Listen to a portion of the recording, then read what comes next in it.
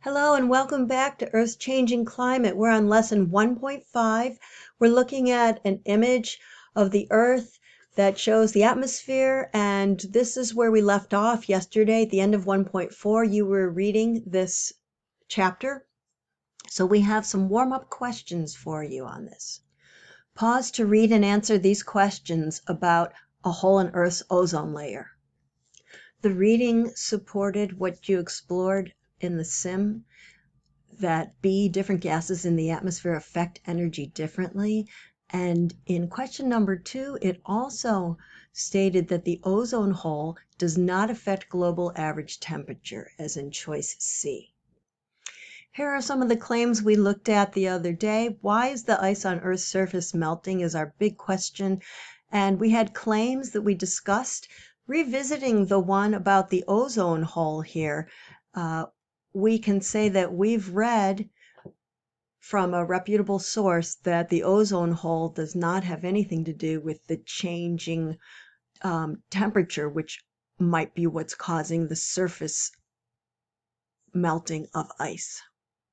I added 3 new claims based on the evidence we gathered yesterday.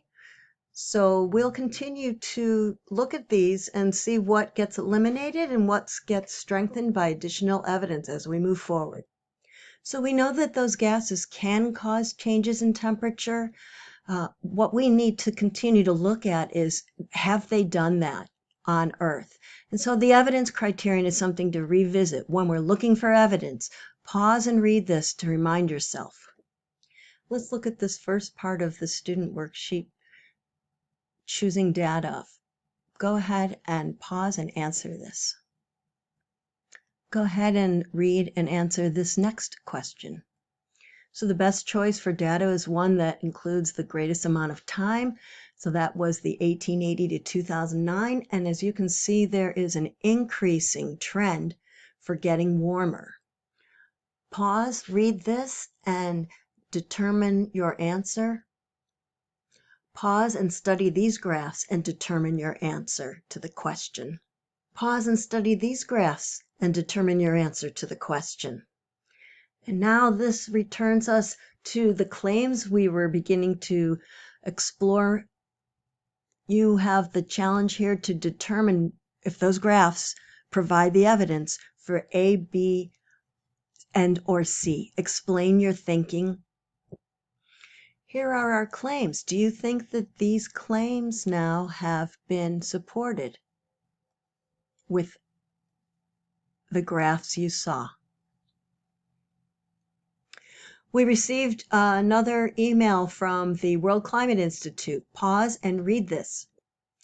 So we have a new challenge to create some simple diagrams that help represent the possible causes.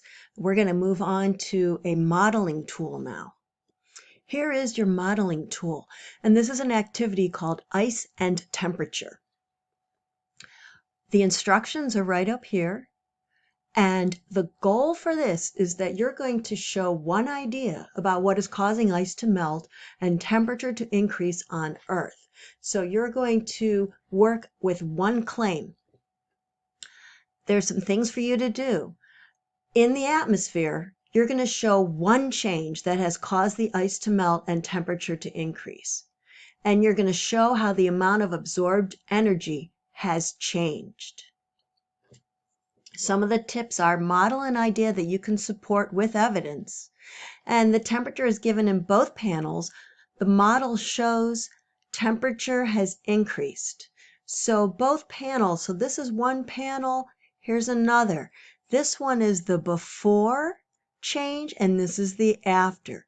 So it's already set up for you where there's a cooler temperature thermometer icon and a warmer temperature thermometer icon. There's also a certain amount of ice here, and as you can see, the ice is decreased for this after change. Okay? This graphic shows a variety of different things to play with. I'm just going to show you how you move things. So I put some methane over here.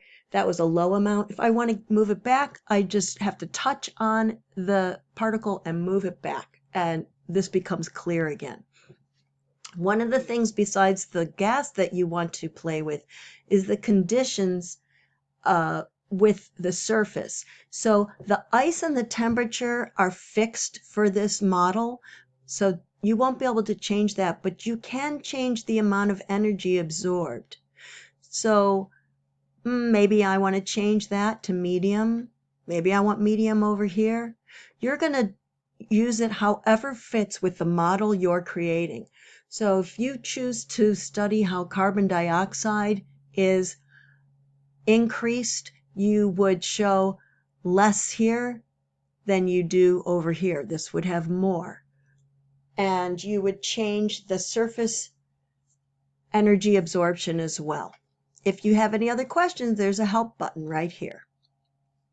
Go ahead and determine a gas to study and choose a claim and test it out and create a model. If you are not able to use the model online, you can draw 2 images and use these same symbols to draw the different particles and create your own version for this project. So you've completed your model, and now there's a homework mission for you to make the Earth as cold as possible. So that's a return to the simulation, or if you don't have access to the simulation, try drawing a version of what you anticipate the situation would demonstrate.